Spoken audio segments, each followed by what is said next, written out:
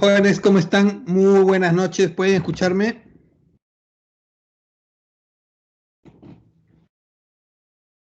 ¿Cómo están, jóvenes? Muy buenas noches, ¿pueden escucharme?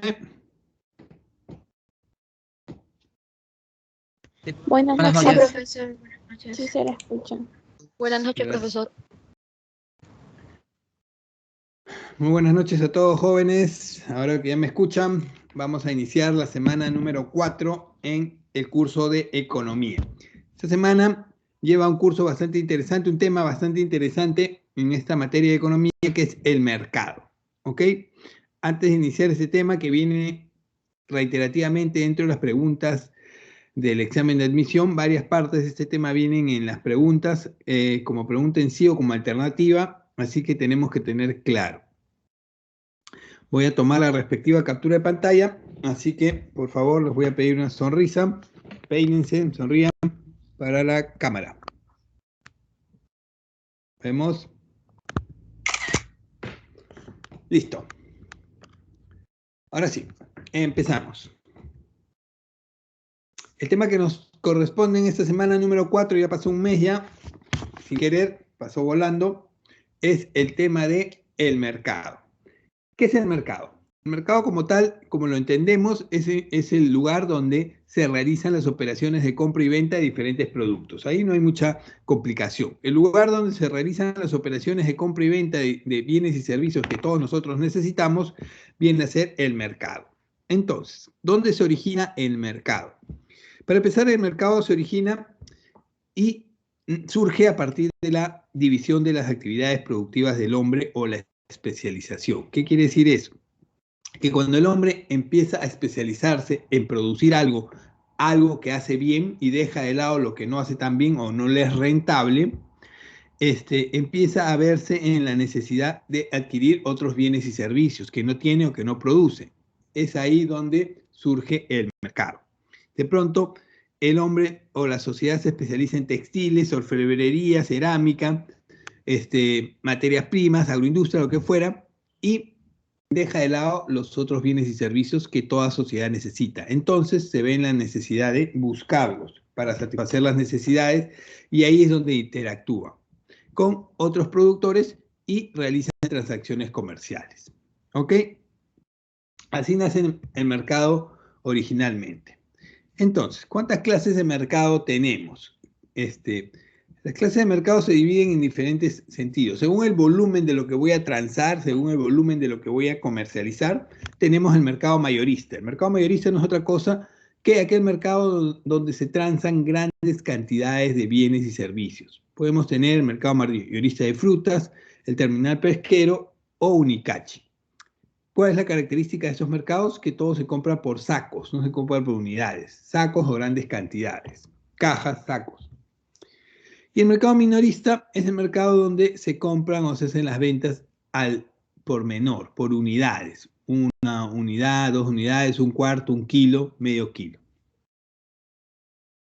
Otra clase de mercados según el acceso. Según el acceso podemos tener aquel mercado abierto donde cualquier persona puede entrar a comprar o vender sin ningún tipo de restricción. El mercado abierto es aquel donde cualquier persona entra o sale a vender sin ningún tipo de restricción. Es el mercado comúnmente como lo conocemos, donde cualquiera de nosotros puede ir a comprar cualquier bien o servicio o también puede ir a vender. Obviamente alquilo mi puesto, pago mi cuota y puedo vender ahí en cualquier mercado. Entonces, ¿en qué se diferencia con el mercado cerrado? Entonces, el mercado cerrado no es otra cosa que aquel mercado donde va a haber restricciones tanto para los compradores como para los vendedores. No cualquiera puede entrar a vender, no cualquiera puede entrar a comprar. El ejemplo más claro de mercado cerrado es el mercado de la Bolsa de Valores de Lima.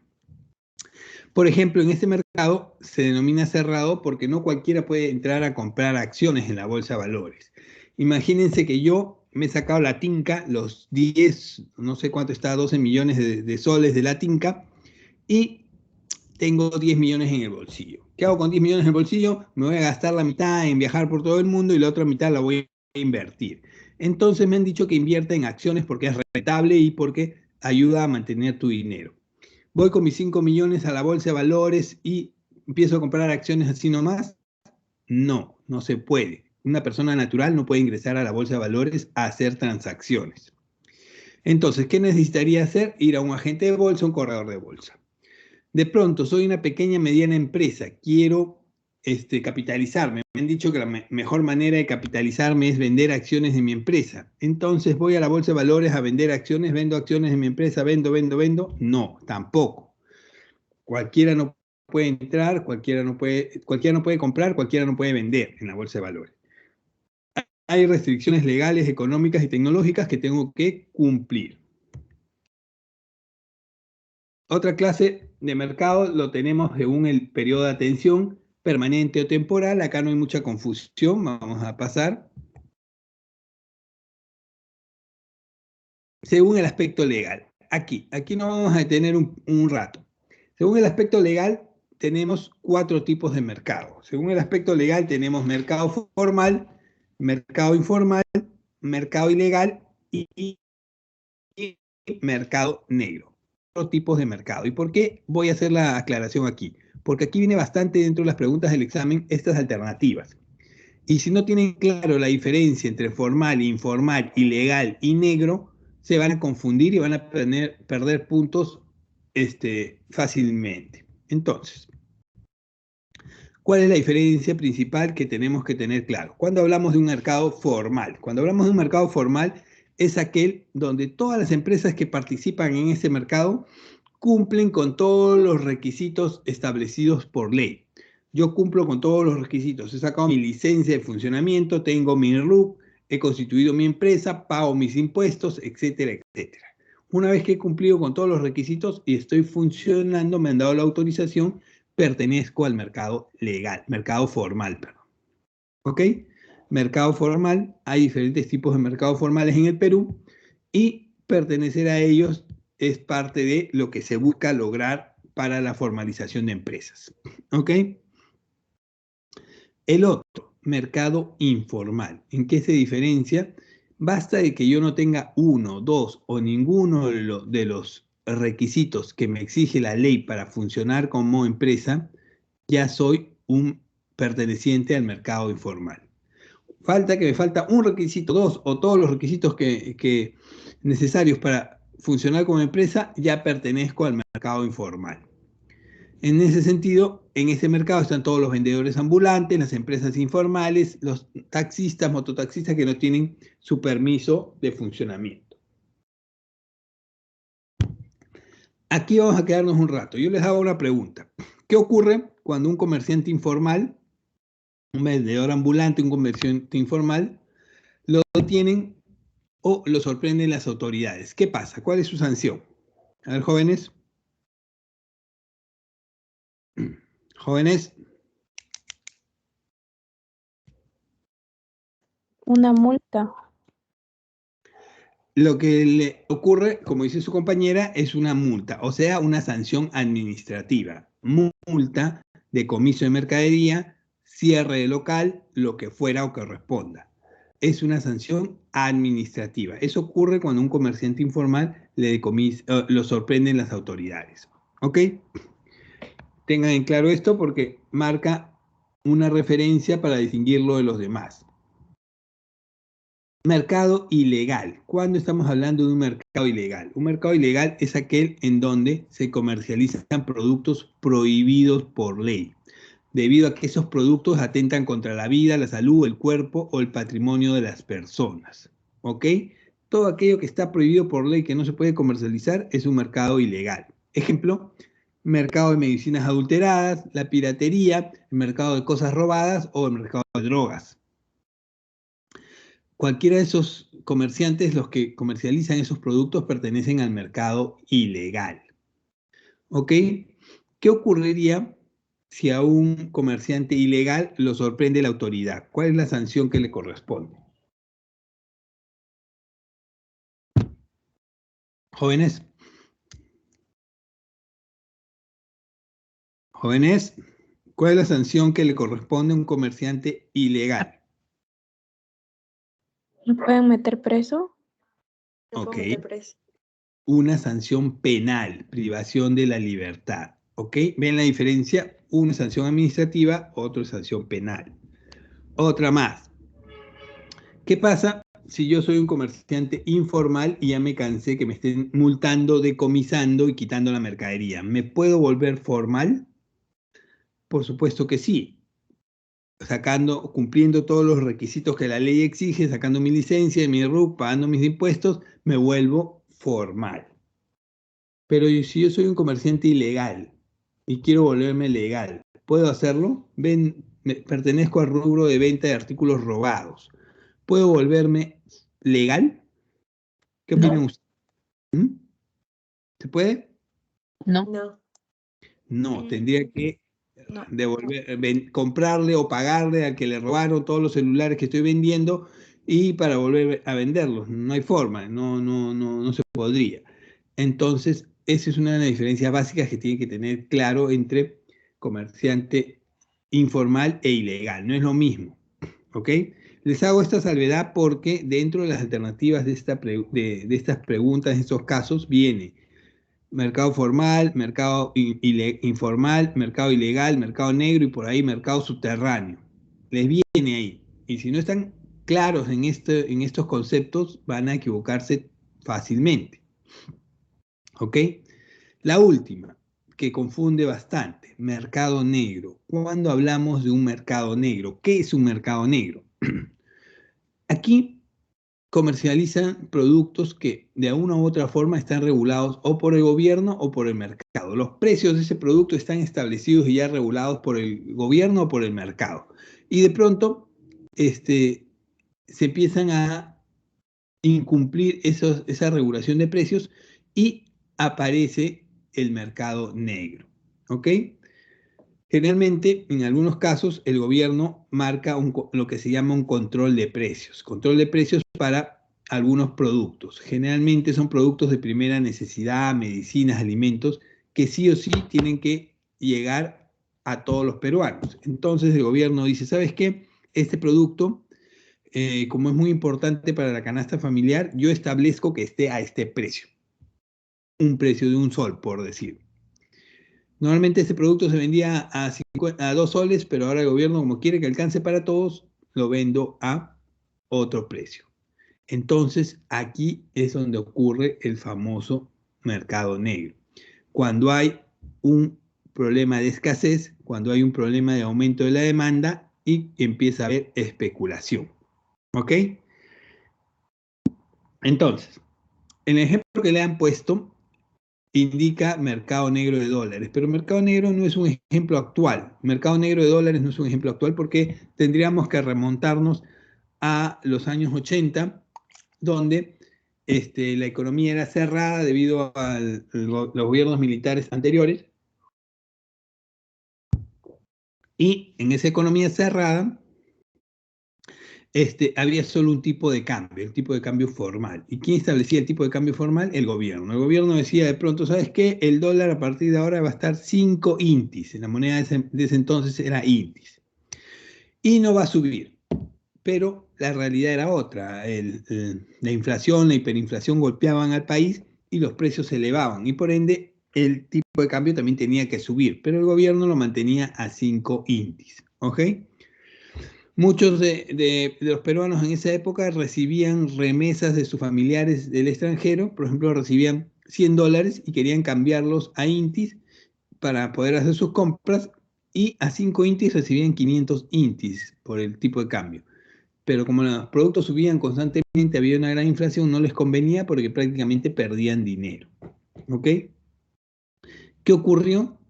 Apareció de manera paralela un mercado negro, el mercado negro de dólares, donde las personas cambiaban sus dólares a un tipo de cambio del mercado. El mercado establecía el dólar, el precio.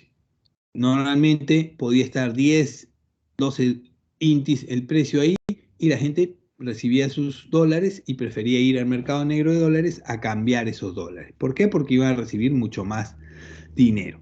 ¿Ok? Ese es el ejemplo del mercado negro de dólares, pero lamentablemente no es actual. Les voy a poner un ejemplo más actual.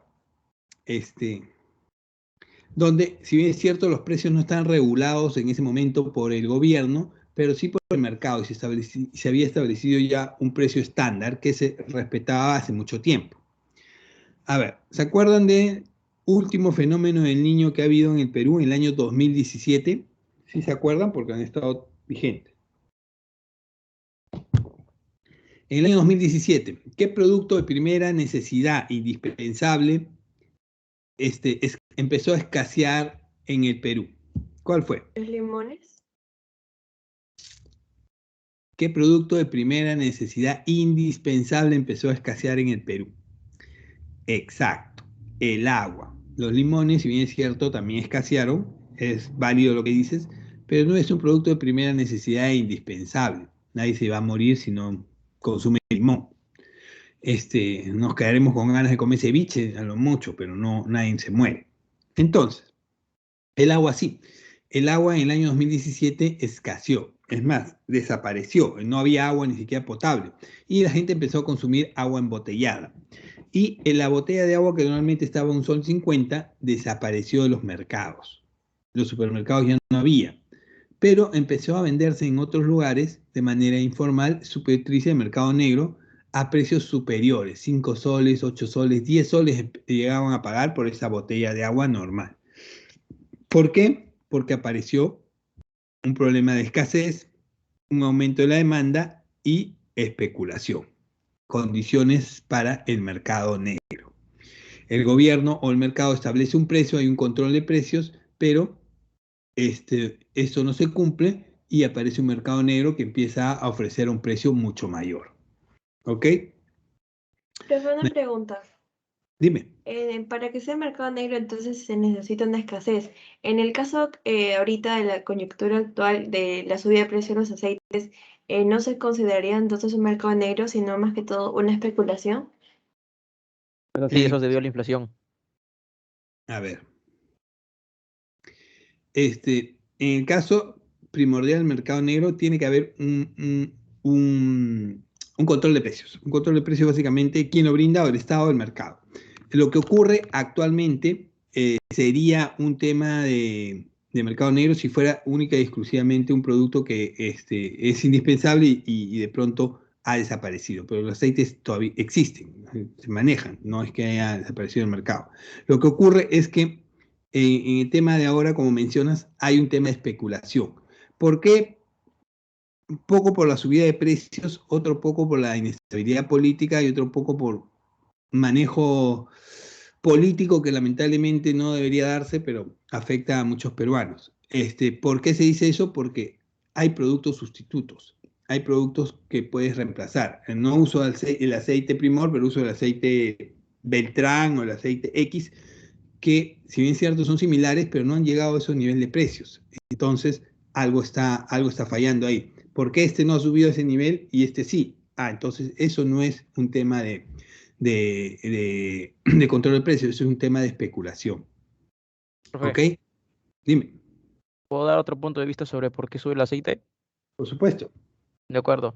La causa por la cual sube el aceite es porque simplemente se da la inflación. Pero aunque no crean, es muy importante la inflación en esto. En sí el dólar no está subiendo, eso es una completa patraña. El dólar no está subiendo, solo que el sol está perdiendo valor adquisitivo. Eso es distinto. Y como las inversiones de exportación para hacer aceite son en dólares y no en soles, y como el sol pierde valor adquisitivo, por ende, si la inversión cuesta más para hacer aceite, obviamente nos van a cobrar más. Pero obviamente como nosotros obviamente lo sentimos, porque obviamente no ganamos en dólares, ganamos en soles y nos cuesta más. Así de simple. Pero todo eso se ve a la inflación. Definitivamente, la inflación tiene que ver, pero en el tema de la inflación, hay que tener en cuenta una cosa. La inflación en general está en nivel promedio del mercado. Lo que han subido son productos específicos. Vamos a ver el tema de inflación y vamos a ver, afecta, cuando hablamos de inflación en sí, estamos hablando de la canasta familiar completa. No es que toda la canasta familiar completa ha subido. Han subido productos específicos, si bien es cierto, tiene que ver la subida del dólar porque muchos de los productos con los que se elaboran esos aceites son importados. El problema es que deberían haber subido todos los aceites en el mismo nivel, 30, 20, 30, 40, 50%, y no ha sido así. Hay algunos que han subido en menos rango y otros que han subido en mucho mayor rango. Ahí Eso es se donde debe a que eso se debe a que la fabricación en algunos aceites es nacional, nada más, y los otros son exportados. por eso. Pero, a ver, una cosa es la importación y otra cosa es la fabricación. Cuando hablamos de la fabricación nacional, a ver, con la importación la subida del dólar es el problema, pero con la fabricación nacional los insumos que se fabrican para un producto, estamos hablando de un producto X, en este caso justo cae con el aceite, no, son similares. Los aceites que son comercializados acá en el Perú, que son fabricados acá en el Perú, deberían subir al mismo nivel, pero no suben. Unos suben más, otros suben menos, por diferentes factores. Y los aceites importados, obviamente, suben un precio mucho mayor. En ese sentido, ustedes pueden ver si se pasean un día por el mercado, este fin de semana hagan ese ejercicio y pregunten los diferentes precios de los aceites. Hay aceites desde 6 soles hasta 12 soles, 13 soles. ¿Por qué hay una diferencia en tanto si son básicamente similares? Ahí es el tema de la especulación. Inflación sería, y sería al 100% válido el punto, si es que todos los productos de la canasta familiar hubieran subido o seguirían subiendo constantemente. Profe, En un análisis, para cerrar esto, los productos que han subido de la canasta familiar son el gas, el pollo, el aceite, y en este caso está subiendo algunos productos en general, pero los productos en su mayoría, el 90%, se están manteniendo. profesor, lo que dijo del aceite, porque hay variación entre 6 a 13 soles, se debe a varios factores. El primer factor sería la demanda y la oferta. Al no haber oferta es porque cada aceite no ofrece lo mismo dependiendo de las diferentes marcas. Por eso hay menos oferta y por eso algunos aceites cuestan menos. Hablando sobre el gas, también la luz está subiendo. ¿Pero por qué la luz está subiendo? La está subiendo porque el gas está subiendo. Para hacer luz necesitamos gas, porque no tenemos oferta, o sea, una competencia en el mercado de luz. No podemos hacer luz con energía eólica porque simplemente no tenemos esa tecnología y tampoco podemos utilizar el agua, ¿cómo se llama? Esa energía hidroeléctrica, si no me equivoco, ya, esa energía de agua tampoco la tenemos. Y es lo mismo que está pasando con España. Con España la luz está subiendo, pero es simplemente que solo tienen el único factor que es el gas, nada más para hacer luz. De igual manera nosotros, por eso la luz también está subiendo. Y lo mismo está pasando con el aceite y otros productos. El arroz también está subiendo y la papa también está subiendo. La papa antes estaba 1 sol el kilo, si no me equivoco, ahora está hasta 2 soles, la papa rosada. Entonces cada producto está aumentando y se debe a una oferta y demanda dependiendo de qué producto costaba antes. Antes el aceite Primor, si no me equivoco, costaba 8 soles, ahora está 13 soles. Pero aceite de Max, que costaba 3,30, y ahora está entre 5,50 hasta 6 soles. Ha estado subiendo, pero no se debe simplemente a la fabricación. La fabricación no es la misma. En ningún aceite, la fabricación no es siempre la misma y casi ninguno te ofrece la misma cosa que el otro. A ver, chicos, ya para cerrar este tema, definitivamente hay diferentes productos, hay diferentes productos en el mercado. No nos cerremos en una verdad absoluta, no existe la verdad absoluta, y menos en economía. Y para hablar de ese sistema tenemos que salir al mercado, tenemos que conocer el día a día.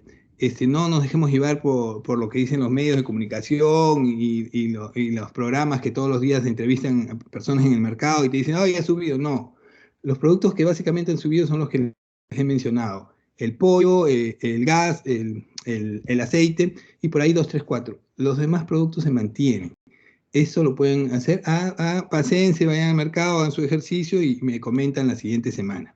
En el tema del aceite, hay diferentes variables para el tema de la subida, pero la variable principal, fuera de la subida del dólar, que es válido, fuera de la subida de los insumos y fuera de la oferta, es la especulación. Y eso ya está demostrado por el nivel de ascenso. No es posible y no es concebible, hagan su ejercicio simple, de que de 7 soles un producto suba a 14. No ha habido justificación alguna para que ninguno de esos productos suba un 100% su precio. Ahí nomás desechas todas las versiones que me estás indicando. Y lo del gas y la electricidad es otro tema que vamos a discutir más adelante porque es otras variables. Ok, chicos, vamos a continuar con esto porque hay bastante... De que pase Ejemplo de mercado negro. ¿Perdón? ¿Puede dar otro ejemplo de mercado negro, por favor? Sí, por favor. Pues a eso iba. A ver, Con el tema del mercado negro, teníamos el mercado negro de dólares y teníamos el tema del agua, por ejemplo. Otro ejemplo de mercado negro básicamente tiene que ver con algún tipo de producto que tenga algún tipo de restricción, algún tipo de restricción o control por parte del mercado. No solo en el tema de precios, sino en el tema de requisito para poder acceder a ellos. Chicos, voy a apagar la cámara porque parece que tengo problemas. Profe, disculpe, no sé si puedo preguntarle algo respecto a clases de mercado. Sí, dime, estoy apagando la cámara. Sí, está bien. Bueno, por lo que tengo entendido, existen 4 tipos de mercado, ¿no? El formal, informal, ilegal y negro. Mi pregunta es, bueno, yo estoy entendiendo que tanto el formal como el informal son puntos contrarios. Ahora, si existe el mercado ilegal, yo supongo que asimismo también debe de existir un mercado legal y quisiera saber si ese nombre se le podría dar al mercado formal. No, el mercado formal es un mercado legal, es definitivo, lo puedes tomar, pero no se llama, a ver, no es que existe un mercado ilegal, sí, definitivamente, todo lo que está de acuerdo a ley pertenece al tema legal. Ilegal básicamente tiene ese nombre porque está prohibido por ley. Y lamentablemente en el Perú existe un vasto mercado de productos o artículos ilegales, no solo el tema de los artículos robados, las drogas, las medicinas adulteradas, etcétera, etcétera. Productos que no son legalmente comerciales o aceptados por la sociedad, pero lamentablemente tienen una gran demanda. En el tema ya para ir cerrando esto, ir avanzando, porque es bastante extenso el punto, el mercado negro, perdón, en el tema del mercado negro, los ejemplos son válidos en diferentes sentidos. Basta que haya un control de precios no solo por el gobierno o establecido por el mercado, y esto se vea alterado por un tema de especulación, aumento de demanda y escasez, es que aparece rápidamente este tema de mercado negro. Se da con el tema de las medicinas, por ejemplo. Lamentablemente, hay muchos sectores, por ejemplo, donde las medicinas son subvencionadas por el Estado y para enfermedades específicas, por ejemplo, el cáncer o algún tipo de enfermedad masiva, pero cuando hay una gran demanda, de pronto ese producto desaparece del mercado y lo ves en el mercado negro, lo ves a un precio mucho mayor, lo ves a un precio bastante elevado, que lamentablemente la única forma que lo puedes conseguir es pagando ese sobreprecio y hay un aprovechamiento del mercado. A pesar de que está subvencionado, controlado por el Estado, esas medicinas lamentablemente están sufriendo un proceso de mercado negro. En este caso ya tendría avisos inclusive de ilegales. Vamos a ir avanzando porque ese tema es bastante grande. Ahí está, fallas de mercado. Cuando hablamos de fallas de mercado estamos hablando de un punto bastante interesante. A ver, cuando hablamos de fallas de mercado estamos hablando en general de que el mercado debería manejarse en teoría por el libre juego de la oferta y la demanda. Se ha escuchado bastante este punto dentro del tema económico y dentro del tema político. Que el neoliberalismo, que el mercado, el capitalismo, que el libre juego de la oferta y la demanda, que no podemos intervenir, que el Estado debe cambiar las normas de juego porque se va a generar inflación, se va a generar, vamos a volvernos una Venezuela, ¿ok? ¿Qué tanto es cierto es eso? A ver, el mercado en sí, para que funcione como teóricamente leemos en los libros y leemos en diferentes autores, debería funcionar de manera transparente, donde los precios los establezca el libre juego de la oferta y la demanda. La oferta y la demanda determinan el precio. Una situación en la que la asignación de bienes o servicios por parte de un mercado no es eficiente debido a que el mercado suministra más o menos cantidad de la que es necesaria. Entonces, si lamentablemente esa situación empieza a generar problemas, van a haber fallas en el mercado. Y las hay, existen. Decir que no hay fallas en el actual sistema de libre mercado en el mundo es cerrarse los ojos a la realidad. Esas fallas en el mercado que generalmente ocurren son las siguientes: competencia imperfecta, externalidades, información asimétrica y bienes públicos. Son las más comunes. Ok.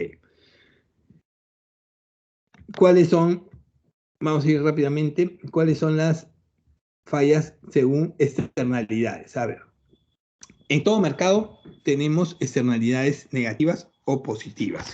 Las externalidades se presentan cuando las actividades de las empresas o de los individuos que operan en el mercado dan lugar a costes, externalidades negativas, o beneficios, externalidades positivas, y a otros agentes fuera del mercado. Entonces, de pronto la producción o el consumo de un bien afectan a los consumidores o empresas que no participan en su compra ni en su venta. ¿Ok? De pronto la situación económica, el libre mercado, la explotación, empieza a generar externalidades positivas o negativas y empiezan a afectar no solo a los consumidores, sino a toda la sociedad. Entonces, esa es una de las fallas en el mercado. Ejemplo de externalidad negativa, por ejemplo, viene a ser lo que se da con la contaminación atmosférica o la contaminación por la explotación de los recursos. A ver, se ha escuchado bastante decir, y deben haber escuchado, que Conga, que Tía María, ¿por qué no reactivan los proyectos? ¿Por qué los paralizan? Que comunistas, que terroristas, que no quieren que Perú crezca, etcétera, etcétera, etcétera. Sabemos que somos un país exportador de materias primas y obviamente los recursos mineros es una fuente importante de divisas y de crecimiento económico. Ahí, de esa manera hemos sostenido nuestro crecimiento en los últimos 30 años. Pero lamentablemente esa forma de crecimiento ha presentado una externalidad negativa. En este caso, la contaminación de las aguas, del terreno, y empieza a perjudicar ya no solo a los compradores y vendedores. En este caso, los compradores vendrían a ser extranjeros. Empieza a afectar a la comunidad, a la sociedad, a las comunidades ganaderas de la zona donde están esas minas.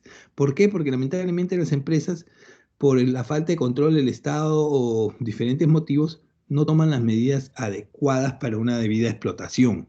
Entonces, una externalidad negativa de este crecimiento de los últimos 30 años es la gran contaminación de aguas, terrenos, pérdida de suelos, etcétera, etcétera, que existe debido a la explotación minera. Aquí tenemos una externalidad negativa. Se tiene que hacer algo, paralizar las exportaciones, la explotación de esos recursos, no es la solución, pero sí se tiene que regular, sí se tiene que controlar, realmente tienen que cumplir las condiciones para una adecuada explotación. Pero eso ya generó un conflicto social en esas zonas y va a ser muy complicado solucionarlo. Eso es un ejemplo de externalidad negativa. Externalidad positiva.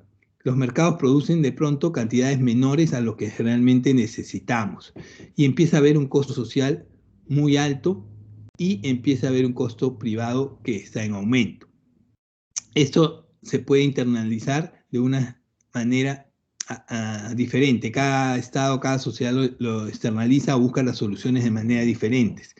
Una de las cuales puede ser aplicar tecnología u otra puede ser subvenciones. Entonces, un ejemplo claro de externalidad positiva es lo que ocurrió en el Perú, lo que ha ocurrido en el mundo, en el caso del Perú, a raíz de la pandemia, del COVID.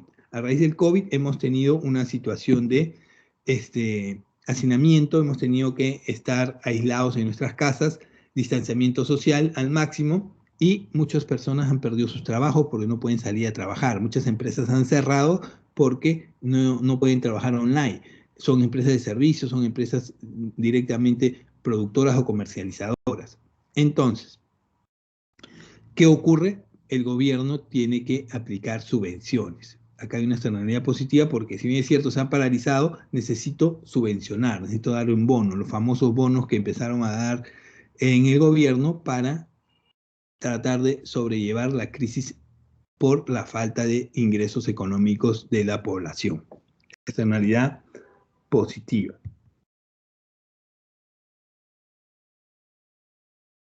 Los bienes públicos. ¿Por qué los bienes públicos son considerados una falla en el mercado? ¿Cuál es el problema con los bienes públicos? El Estado no debería generar bienes públicos si hubiera un adecuado acceso, según la teoría del libre mercado, de todas las personas a los diferentes bienes de la sociedad. A ver, es aquí cuando se cumplen dos características, como la que los ciudadanos no disfrutan de los bienes que son de todos, porque son discriminados o porque generalmente necesitan el apoyo del Estado para acceder a esos bienes. Esto lo vemos, por ejemplo, en el uso de las playas, por ejemplo. En el litoral del Perú se supone que las playas son libres para todos los peruanos, pero hay zonas en el Perú, en Lima, por ejemplo, hay un famoso caso como es el caso del Club Regatas, que ha cerrado toda la playa Regatas porque según ellos les pertenece al club y eso no es así. Pero ahí hay un tema legal que tiene décadas de este conflicto. ¿Por qué? Porque ellos han cerrado y se han apropiado de esa zona de la playa. Las playas en el Perú son libres, cualquiera puede ingresar, no hay limitante. Entonces, el Estado tiene que intervenir para que los ciudadanos tengan acceso a diferentes recursos. Por eso hay parques públicos, parques zonales, por eso empiezan a haber clubes privados, clubes públicos, para que la gente empiece a tomar, o sea, hacer uso de su derecho de hacer partícipes de todas esas características de nuestro territorio nacional. No rivales, beneficia a todos, como por ejemplo las señales de radio, no son exclusivas, no es posible impedir que se utilicen mientras no se paguen, pero tiene algunos problemas porque hay un consumidor parásito siempre que recibe el beneficio pero no paga. Lamentablemente siempre hay gente que no paga impuestos, que no paga nada y hace uso de los beneficios en general de la sociedad, pero tampoco les puedes prohibir. Bienes públicos. Información asimétrica es otra falla del mercado. ¿Por qué? Porque se supone que en una economía de libre mercado todos deben tener acceso igual a la información. Lamentablemente, la información es poder, la información es tener beneficios. Y lamentablemente hay personas que manejan información mejor que otras. Y esto se refiere a las transacciones en las que una de las partes posee mejor información que la otra. Por lo general, el lado menos informado puede ser capaz de perjudicarse ante alguna opción o decisión de compra o decisión en alguna situación que el lado más informado. Hay empresas que manejan la información, por ejemplo, va a haber sequía en tal zona y empiezan a especular con los precios, sacan el máximo beneficio y cuando llega el tema de la sequía, no todos están en las mismas condiciones. Hay empresas que trabajan mucho con la información y esa información no llega a todos por igual. ¿Se puede tener efectos considerables sobre el funcionamiento de los mercados si tengo información? Claro que sí.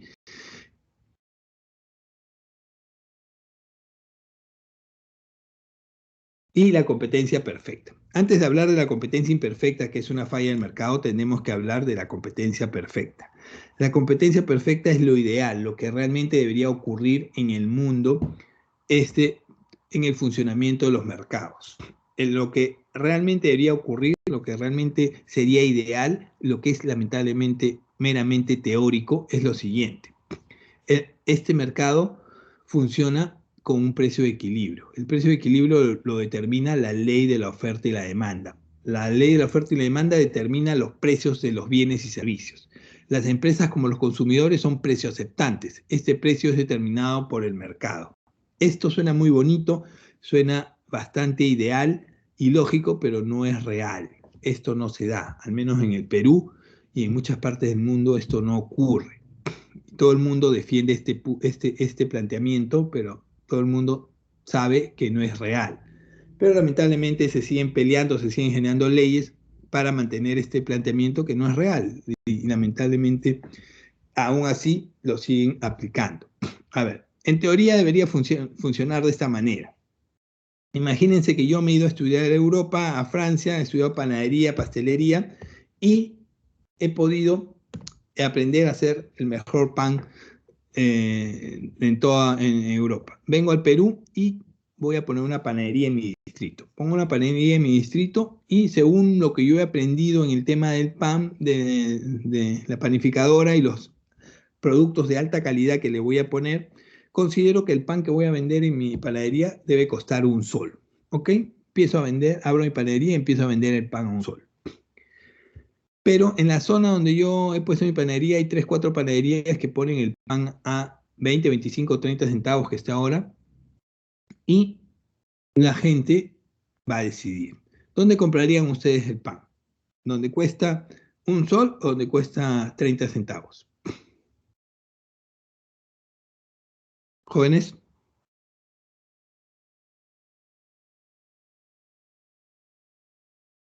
¿Jóvenes? Es ¿Dónde dependiendo comprarían? es Bueno, dependiendo de 30 lo que centavos. la demanda quiera. Cuando venden 30 centavos, ya que En, es más gen- en barato. gen- todos van a comprar en el más barato. Bueno, por ahí hay uno que quiera ir a comprar el pan un sol y probar y cree que es justificado pagar un sol, lo hará. Pero en su mayoría, ¿dónde van a comprar las personas? En el de 30 centavos. Entonces, ¿qué va a ocurrir? La competencia perfecta, el libre mercado, la oferta y la demanda me va a obligar a mí a bajar mi precio. ¿Sabes qué? Si yo no quiero desaparecer, si yo no quiero perder mi inversión, tengo que ver la manera de ajustar mi precio ya no a un sol, sino a 50 centavos o en todo caso nivelarlo a 30 centavos. ¿Por qué? Porque de esa manera voy a poder seguir compitiendo y me voy a desaparecer. Eso es un ejemplo de competencia perfecta.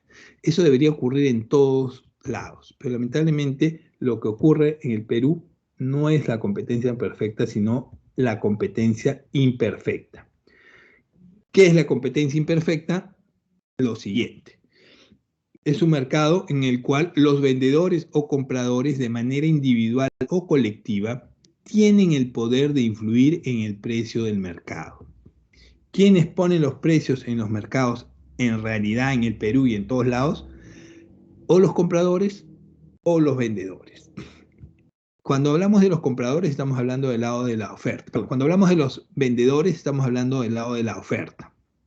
Entonces, los ofertantes son los que tienen la capacidad de influir en el precio. Y los mercados en este caso son o monopolio, oligopolio o competencia monopolística. ¿Ok? Cuando hablamos de monopolio estamos hablando de aquel mercado donde hay un solo vendedor de algo y gran cantidad de compradores. En el caso del Perú, un solo vendedor de un bien o un servicio y 30 millones de compradores. Como yo soy el único que puedo vender este producto, pongo el precio que me dé la gana. En ese sentido, manejo el precio, yo lo establezco. No hay que los 30 millones se ponen de acuerdo y no me compran. No, no pueden. Soy el único que vende, así que van a tener que comprar sí o sí. Un ejemplo claro de monopolio que se dio en el Perú fue en la década del 90 al 2010 con Telefónica del Perú. Cuando Fujimori entró al gobierno, estábamos en un país en quiebra y obviamente si estamos en quiebra, necesitamos dinero, empezamos a vender nuestras propiedades para generar ingresos. Lo que hizo el gobierno fue vender las empresas nacionales. Vendió la compañía peruana de teléfonos en el precio récord de 2.000 millones de dólares. Ok, Telefónica compró la compañía peruana de teléfonos, por 20 años tuvo la administración absoluta de no solo las redes telefónicas, sino de todo el control. Y en ese contrato impedía que vengan otras empresas al Perú por 20 años. Por 20 años, todos nosotros o todos sus padres, pregunten a sus padres, tuvieron que pagar dentro de su recibo de teléfono algo que se llamaba renta básica. La renta básica era un pago que se hacía de 30 a 40 soles, obligatorio a todo aquel que tenía teléfono. ¿Por qué obligatorio? Porque así nadie te llamara, o así tú no hagas una llamada en todo el mes, igual tenías que pagar mínimo 30 soles. Si de ahí te llamaban 10 personas, 30 personas, sobre esos 30 soles te cobraban todas las llamadas siguientes. O sea que Telefónica hizo y cobró lo que quiso durante casi 20 años. Un monopolio. Un oligopolio, ¿qué es? Ya no hay un solo vendedor, ahora hay 3 o 4 vendedores de algo, pocos vendedores y gran cantidad de compradores. 4 vendedores y 30 millones de consumidores. ¿Sigue siendo un monopolio? No, ahora es un oligopolio. ¿Parecido? Sí. En el caso de la telefonía, a partir del 2010 hacia adelante, tenemos un oligopolio. Claro, Movistar, Entel, Vitel, 4 empresas y 30 millones de consumidores. Es por eso que los precios que paga el Perú por internet o por cable o por celular son los más caros de toda la región, porque hay un oligopolio. Hacen lo que quieren, ponen el precio que quieren, porque están en la supuesta competencia imperfecta. Así que, en ese caso, aquí no hay competencia perfecta, acá no hay libre mercado, señores. Aquel que les diga eso les está floreando. ¿Cuándo se da la competencia imperfecta por el lado de la demanda? ¿Cuándo establece el precio la demanda? Los compradores. ¿Los compradores podemos poner el precio? También, por supuesto que sí. Los compradores son quienes tienen la capacidad de influir el precio en los mercados y son a través de los monopsonios o oligopsonios. ¿Cuándo hablamos de un monopsonio? Cuando hay un solo comprador y gran cantidad de vendedores. Yo soy el único que puedo comprar este bien y si quieres me lo vendes a mí, si no, se lo compro a otro. Pero yo voy a pagar solo este precio, no pago más de un sol por este bien. No, pero ese sol no me cuesta, no me cubre los costos. Me voy a comprarle a otro. Tú verás qué haces con tu producto. ¿Eso ocurre en el Perú? Por supuesto. Ejemplo de monopsonio en el Perú, ¿cuál podría ser? Un solo comprador, gran cantidad de vendedores. En el caso de la leche, por ejemplo, hay un claro monopsonio en el Perú.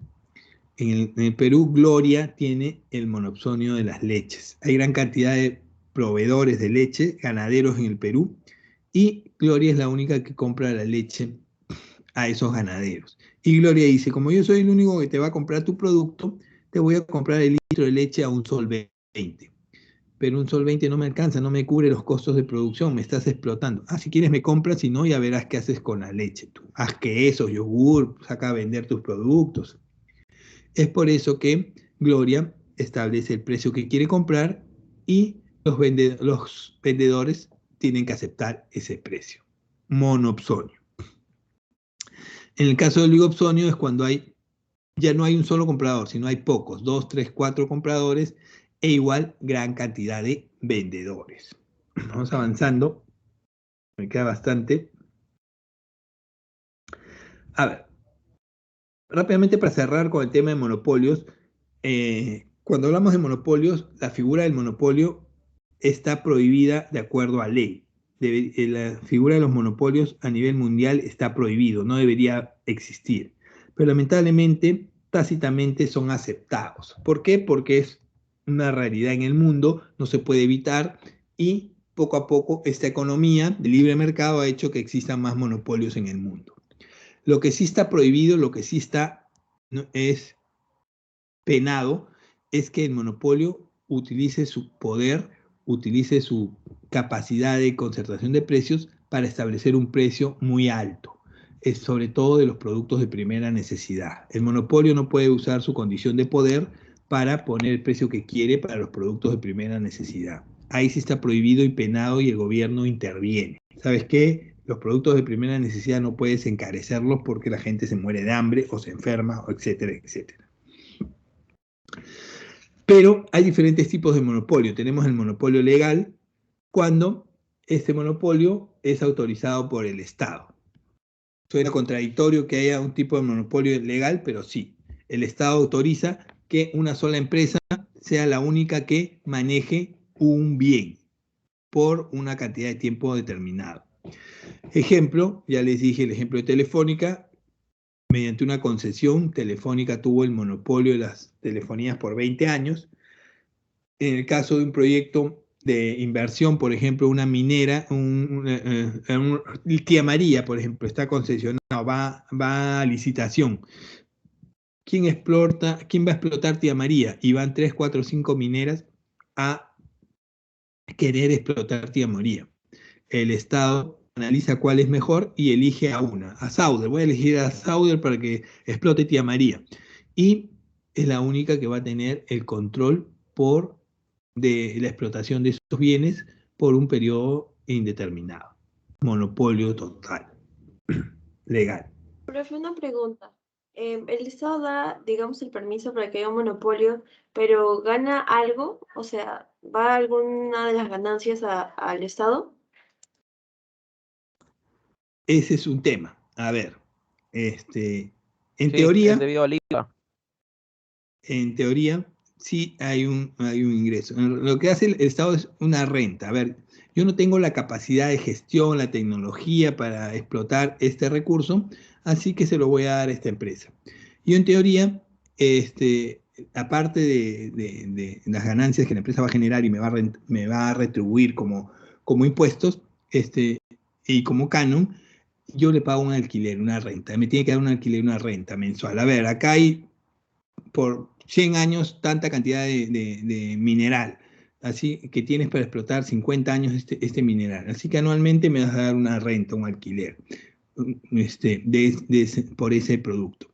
En cuanto se determine si justifica o no justifica, ya son negociaciones que lamentablemente siempre han sido en desmedro del Estado. Lamentablemente, por uno u otro motivo, siempre han salido beneficiadas las empresas y no la sociedad o el gobierno, o todos nosotros, en ese sentido. Pero sí, en teoría, sí, el Estado gana algo. Lamentablemente, en la realidad no se da tanto así. Otro punto, el monopolio natural. ¿Cuándo existe un monopolio natural? Cuando solo hay una empresa que puede, porque es tecnológicamente la única que sabe hacerlo, o es la única que tiene los recursos para hacerlo, explotar un bien o un servicio. Como solo hay una empresa que sabe y puede hacerlo, obviamente voy a ser la única que lo va a manejar y tengo el monopolio natural de este bien. Ejemplo, Sedapal.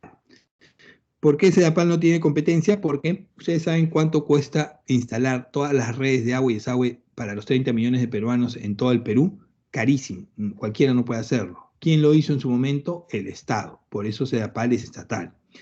Igual que la Electroperú en su momento, o con la compañía peruana de teléfonos en su momento. ¿Quién era el único que podía poner las redes de luz en todo el Perú? El Estado. No había otro que quisiera o pudiera invertir en hacerlo.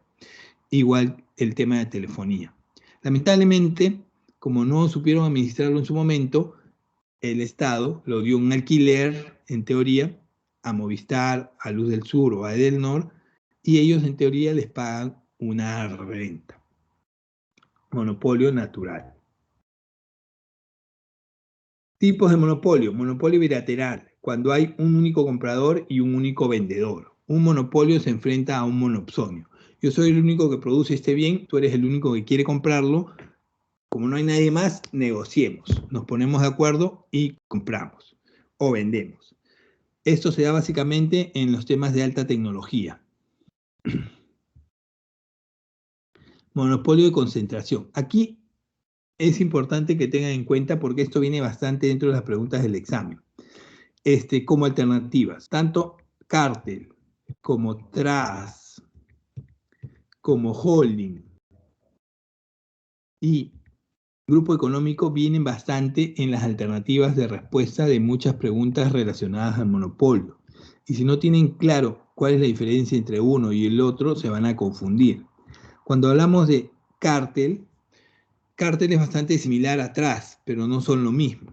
A ver, cártel es cuando las empresas se asocian o se juntan, empresas de una misma rama, de un mismo giro, de un mismo rubro, se juntan para controlar precios y controlar niveles de producción. Por eso se junta un cártel. Yo me junto con todos los productores del mismo bien que yo y buscamos controlar los precios y el nivel de producción. Pero ninguno de nuestras empresas pierde autonomía, nos mantenemos independientes. Ese es un cártel. Adicional del cártel es que generalmente se juntan para hacer cosas negativas, cosas ilegales. Ejemplo, hace unos 10 años más o menos, antes de que el grupo Inca Pharma comprara todas las farmacias casi en el Perú, existían diferentes grupos farmacéuticos, FASA, Mifarma, Arcángel, Inca Pharma, etc. Y estos grupos se pusieron de acuerdo, concertaron precios para elevar los precios de la medicina. ¿Sabes qué? Somos los que manejamos la medicina en el Perú, vamos a vender las medicinas a tal precio.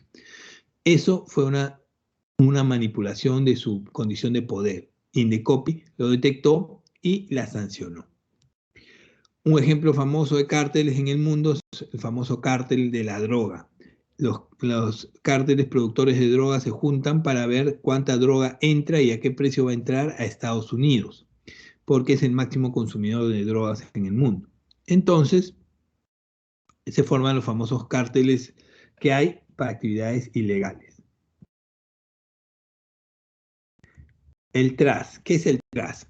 El TRAS también es cuando se juntan empresas del mismo rubro, junto empresas de mi mismo rubro para concertar precios y producción, pero aquí sí yo pierdo total autonomía. Todas las empresas se juntan y pierden su autonomía. ¿En qué sentido? Que una empresa va a tomar el control de las demás. Un ejemplo claro de TRAS en el Perú fue el famoso TRAS de las cervezas, que se dio en el año 2000 hacia adelante, 2000 a 2005. Cuando se abrió el mercado en esa época, a partir del año 2000, 90-2000, el mercado de cervezas en el Perú siempre fue muy fuerte, pero ya se hablaba de que iban a ingresar marcas mundialmente conocidas y que iban a tumbarse el mercado nacional. Entonces se agruparon en un TRAS para hacer un frente único y hacerle frente a esas marcas extranjeras que iban a ingresar. En el Perú, hasta la década del 2000, existían 3 compañías productoras de cerveza: la Compañía Nacional de Cerveza, Cervesur y Bacus. Pilsen, Cusqueña y Cristal eran 3 productos, 3 marcas diferentes. Se agruparon en una sola, en un TRAS de cerveza. Bacus tomó el control de ellas y le hicieron frente a todas las marcas que entraron durante esa época. Tan efectivo fue que no lograron ingresar al mercado. Hasta que, como no pudieron vencerlos, las compraron. Compraron a Bacus, InBev toma el control de Bacus y ahora hay un monopolio mundial de cervezas. Holding. ¿Cuándo hablamos de un holding? Aquí me voy a juntar con empresas de diferentes rubros. No me interesa que las empresas tengan el mismo rubro, pueden ser de cualquier rubro. Y no estoy buscando controlar precio ni producción, lo que quiero es participar de las ganancias. Es por eso que voy a juntar empresas exitosas. Junto empresas exitosas para participar de sus ganancias y de sus utilidades. En ese sentido, cada una mantiene su independencia. Cuando más independientes y rentables sean, a mí me conviene porque voy a ganar más. Ejemplos de holding hay un montón. El holding de Falabella, el holding de Intercorp, el holding de Credicorp. En el holding de Intercorp, por ejemplo, está Interbank, Plaza Vea, los Cineplanet, están los colegios Innova School, universidades, etc. Rubros diferentes, pero los agrupo porque son grupos rentables y quiero participar de sus utilidades. Y grupo económico básicamente son asociaciones de empresas más importantes de distintas ramas de la industria, al mando de un solo capitalista: Grupo Gloria, Grupo Wong, Grupo Romero. Chicos, hasta aquí la sesión de hoy, ya son más de las 8. Les dejo la sesión, les dejo las claves de las alternativas. Gracias por la atención prestada. Nos vemos la siguiente semana. Gracias, chicos. Profesor, disculpe, solamente quisiera saber, en el caso de la inflación, ¿se podría dar un oligopolio? A ver, en caso de la inflación, un oligopolio, no entiendo. ¿Puedes especificarme la pregunta? Chicos. Claro, es decir, en la inflación sabemos que los precios suben, los productos se agotan y toda la gente quiere esos productos, pero lamentablemente no hay los productos para satisfacer las necesidades de todos. Entonces, justamente por eso quisiera saber si en ese momento se da una clase de oligopolio. No sé si me llega a entender bien, ¿no? A ver, la inflación, por definición, es una subida constante del nivel de precios. Los precios suben constantemente de manera continua, incontrolable, semanalmente, quincenalmente, mensualmente o diariamente, en el caso de hiperinflación. En ese sentido, no necesariamente hay escasez ante una subida de precios, sino que los precios están subiendo y los ingresos de la población se mantienen estables. Obviamente, si mi ingreso es 1.000 soles y todos los precios suben, cada vez me va a alcanzar menos para comprar mis los bienes que necesito para mi hogar. No necesariamente tiene que ser por un tema de oligopolio o monopolio o competencia perfecta. Puede estar en una situación de competencia perfecta, el mercado establece los precios, pero yo no tengo dinero para comprar o mi dinero pierde valor constantemente. En ese sentido, la inflación está subiendo y igual mi dinero no alcanza. Muchas veces, esto sí es verdad, como está ocurriendo actualmente en el tema de la situación política económica del país, la inflación tiene que ver con situaciones monopolísticas o oligopolios. Grupos económicos suben el precio de los bienes para obtener algún tipo de beneficio o crear una inestabilidad política, como mucho de lo que está ocurriendo ahora. Es por eso que ves que algunos productos suben y otros no. Es desconcertante. Lamentablemente los medios te dicen, no, todo ha subido, hay una gran inflación. No, salgan al mercado, por eso les digo, dense su vuelta, chequen realmente qué es lo que ha subido y qué no es lo que ha subido. Y se van a dar cuenta que hay unas cosas que suben y otras no. Y en muchos casos no hay justificación para la subida de algunos productos. ¿Se puede generar por eso? Sí. ¿Puede ser por ese motivo? Sí. Pero no necesariamente, no es en todos los casos. Generalmente la inflación es una subida continua del nivel de precios de todos los productos, de toda la canasta familiar. La canasta familiar es lo que necesita una familia promedio para poder sobrevivir. Cuando todos los productos de esa canasta empiezan a elevarse, ya mi sueldo no me va a alcanzar. Porque si solo sube el aceite o si solo sube el pollo, como está subiendo ahora, yo los cambio por otros productos. Ya no necesito consumir pollo como pescado, como huevos. El aceite, ya no uso margarina o cambio de aceite por uno más barato y soluciona el problema. Es por eso que no es que estemos viviendo un proceso de inflación. No están subiendo todos los productos, están subiendo algunos. Ok, chicos. Profe, disculpe, sí, usted me dijo que no viera las noticias para no fiarme de los medios incorrectos. Entonces lo que hice, porque yo no me fijo en noticias, la verdad, yo solo me voy a informes de prensa y estadísticas. Entonces me fui al Instituto Nacional de Estadística para enviarle, ahí está en el chat, un estudio sobre el incremento de los precios al consumidor y también ahorita le voy a mandar un estudio del Instituto Nacional de Estadística e Informática del incremento de la inflación del 1.01%, por si acaso, que fue del mes de julio. Así que ahí se lo dejo, profe. Exacto. La inflación, la subida de precios es un tema normal. El promedio, chequéate ya que estás en INEI, cuál ha sido el promedio de inflación de los últimos 2 o 3 años. La inflación promedio, el promedio de inflación en el Perú la meta de inflación en el Perú es 3%, pero la inflación en el promedio de los últimos años es 3.54%. Mientras estemos en estos rangos, no es que hay una inflación, muchachos. Inflación es salirnos ya de estos rangos. ¿Que estamos en camino a eso? Obviamente. ¿Qué medidas tomará el gobierno? ¿Qué usará? Ya es parte de lo que va a manejar. Sí, profe, usted mismo dijo 3% por año, ¿verdad? Exactamente, pero solo en el nivel... Por año. Pero solo en julio, es el informe más reciente que tengo del INEI, solo ha subido 1% en solo un mes. Por eso, y el precio al consumidor también se lo estoy pasando porque estoy diciendo que todos los precios, absolutamente de todos los productos, incluyendo el brócoli y papa, ahí está en el estudio, han subido también.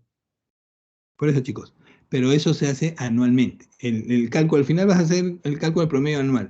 Checa, lo que estás haciendo está bien porque estás comparando y me parece válido y INEI es una de las informaciones más confiables, pero tienes que, al final el cálculo de inflación es anual. A ver, chicos, ya me voy despidiendo. Igual los animo para que vayan a darse su vuelta por los mercados, acompañen a sus padres el fin de semana a hacer el mercado y pregunten el precio en general de toda la canasta familiar. Gracias, chicos. Nos vemos en la siguiente sesión. Gracias por la atención prestada. Gracias, profe. Usted. Profe, hasta luego. Gracias, profesor. Hasta luego. Hasta luego, profesor. Muchas gracias.